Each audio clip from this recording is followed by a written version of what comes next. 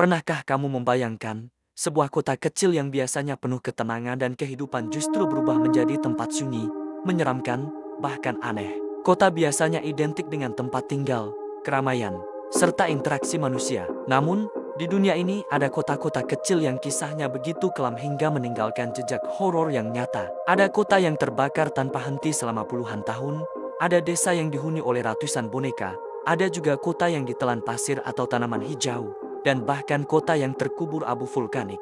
Kisah-kisah ini bukan dongeng atau mitos, melainkan kenyataan yang masih bisa kita saksikan hingga kini. Dalam video kali ini, kita akan menelusuri 7 kota kecil paling ngeri dan aneh di dunia. Bukan hanya cerita tentang kehancuran, tetapi juga peringatan akan rapuhnya peradaban manusia. Mari kita mulai perjalanan ini dari kota pertama. Pertama, Centralia di Pennsylvania, Amerika Serikat. Centralia dulunya hanyalah kota pertambangan batu bara biasa. Kehidupan warganya bergantung pada tambang yang menjadi sumber penghasilan utama. Anak-anak bersekolah dengan normal, toko-toko beroperasi, dan kehidupan berjalan seperti kota kecil lainnya. Namun, segalanya berubah pada tahun ke-1962. Sebuah kebakaran terjadi di area tambang bawah tanah. Api itu merambat jauh ke dalam, menghanguskan lapisan batu bara yang sangat tebal, dan sampai hari ini, api itu belum padam.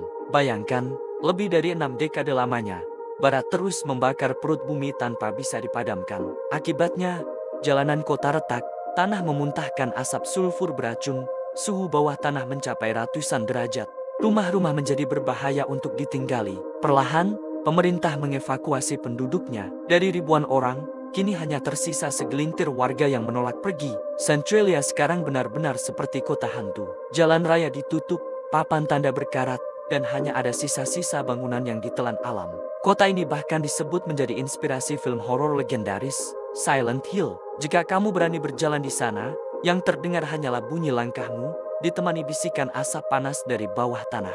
Kedua, Nagoro di Jepang. Jika Centralia menakutkan karena alam, Nagoro menyeramkan karena kesunyiannya yang dipenuhi boneka. Desa kecil di prefektur Tokushima ini dulunya punya penduduk ratusan orang. Tetapi seiring waktu, banyak yang pindah ke kota besar untuk bekerja, dan banyak pula yang meninggal dunia. Hingga akhirnya, Nagoro hampir benar-benar kosong. Di tengah kesepian itu, seorang perempuan bernama Ayano Tsukimi melakukan hal tak biasa. Ia mulai membuat boneka berukuran manusia, menyerupai wajah dan pakaian warga yang dulu tinggal di Nagoro. Boneka itu ia letakkan di kursi sekolah, di halte bus, di sawah, di rumah-rumah kosong, bahkan di jalan desa. Sekilas, desa ini tampak masih dihuni banyak orang. Namun, ketika diperhatikan, semua itu hanyalah boneka dengan wajah kaku dan tatapan kosong. Bayangkan berjalan melewati ratusan pasang mata boneka yang seolah sedang memperhatikanmu. Nagoro kini disebut sebagai desa boneka. Suasananya bukan hanya aneh, tetapi juga mengingatkan kita pada rasa kehilangan. Seakan-akan boneka itu menjadi pengganti roh penduduk yang sudah pergi. Tenang, tapi menyeramkan. Ketiga, Pripyat di Ukraina. Nama Pripyat sudah mendunia karena tragedi nuklir Chernobyl. Kota ini dibangun dengan megah pada tahun 1970-an sebagai tempat tinggal bagi para pekerja PLTN Chernobyl dan keluarganya. Fasilitasnya lengkap, sekolah modern, rumah sakit besar, hotel, kolam renang, bahkan taman hiburan dengan biang lala raksasa. Namun, pada 26 April tahun 1986, ledakan reaktor nuklir Chernobyl mengubah segalanya. Radiasi menyebar ke seluruh area. Dalam hitungan jam, pemerintah mengevakuasi lebih dari 49.000 warga Pripyat. Mereka diminta meninggalkan rumah tanpa sempat membawa harta benda. Mereka tidak pernah kembali lagi. Kini, Pripyat menjadi kota mati. Buku-buku berdebu di sekolah, mainan anak-anak berserakan, rumah sakit penuh peralatan karat, dan taman bermain terbengkalai. Biang lala yang seharusnya dipakai pada hari libur justru berdiri diam sebagai simbol tragedi. Pripyat seolah membeku pada tahun ke-1986. Waktu berhenti, hanya alam yang perlahan mengambil alih, dengan pepohonan tumbuh menembus jendela dan akar merambat di dinding beton. Meski banyak turis datang untuk melihatnya, aura horor dan duka mendalam tak pernah hilang. Keempat, Ordre-sur-Glane di Prancis. Kisah kota ini tidak kalah kelam. Pada 10 Juni tahun 1944, pasukan Nazi Jerman menyerang Ordre-sur-Glane. Tanpa ampun, mereka membantai sekitar 642 warga, termasuk perempuan dan anak-anak. Kota kecil yang tenang seketika menjadi ladang pembantaian. Setelah perang usai, pemerintah Prancis mengambil keputusan mengejutkan. kota itu tidak akan dibangun kembali. Reruntuhan dibiarkan apa adanya. Rumah-rumah hangus, mobil berkarat di jalanan. Bahkan kereta bayi yang ditinggalkan masih bisa dilihat hingga kini. Semua dijadikan monumen peringatan. Berjalan di Ordor-sur-Glane seperti menyusuri museum terbuka, tetapi bukan museum biasa. Sunyinya jalan, kosongnya rumah, dan dinginnya udara membuat siapapun yang datang merasa merinding.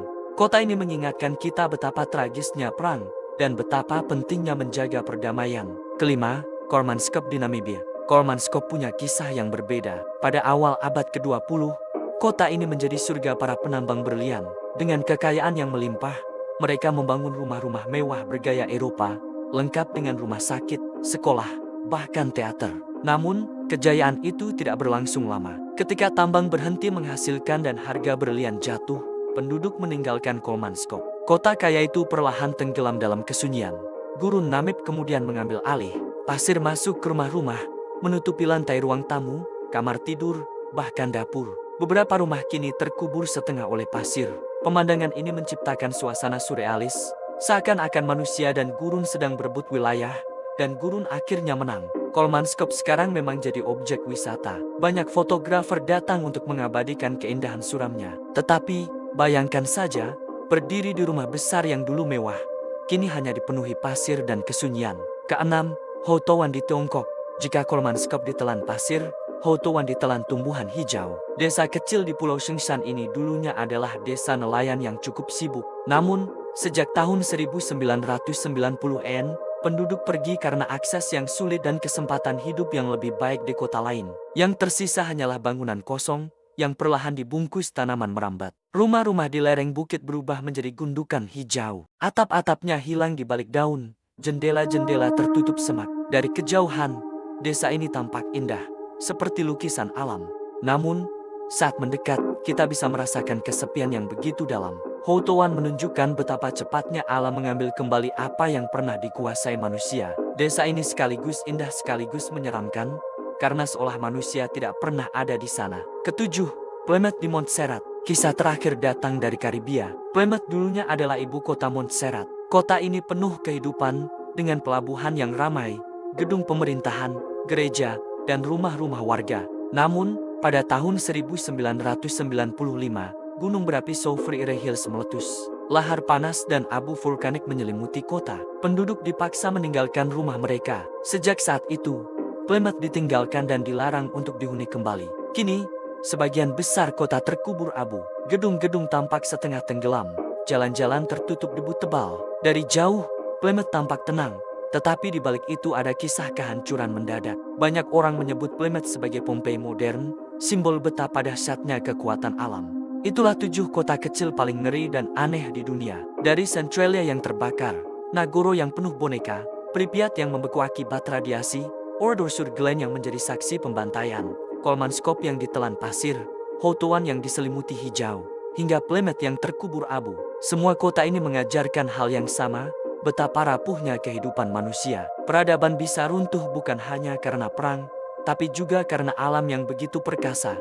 Di balik keseraman mereka, ada pelajaran untuk kita, menjaga alam, menghargai sejarah, dan tidak pernah melupakan tragedi masa lalu.